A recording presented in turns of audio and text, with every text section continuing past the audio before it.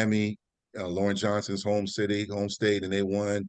And they had that big win over Manchester. And then they played Maury, and Maury came out the gate, jumped on them 14-0, and never looked back that entire season. Maury won the state championship last year against Stonebridge. I feel like it's the usual suspects in five. You have Stonebridge, even though they don't have Coach Mickey anymore. Who else joins Maury in that fight? I heard someone text me yesterday and say it's Maury until somebody dethrones them this year. But is there anybody that can?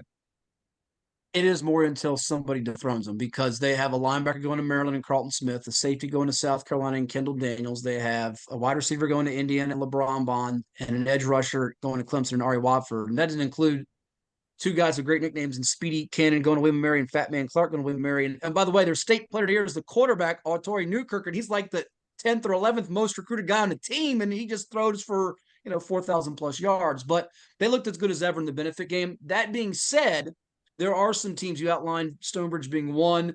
New coach, it might take some time. Watch out for Briar Woods. I've already put on our bold Really? top 10. Briar Woods ahead of them for this year because I think with Coach Golston coming in, some new staff members, new quarterback because their main quarterback transferred to John Champ.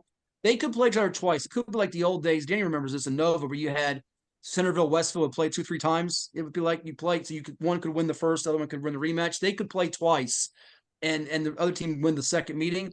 And Briarwoods with Trey Dudley going to JMU, Brady Carmichael going to Navy. Mike Burnett's a heck of a coach. The guy's been a state championship at Tuscarora and Broad Run. Yep. Keep an eye out on them. I would have put them even higher in my top 10 if I was better convinced about their line play. They got two freshmen they love, but they're playing some kids that are a little, green on the offensive line.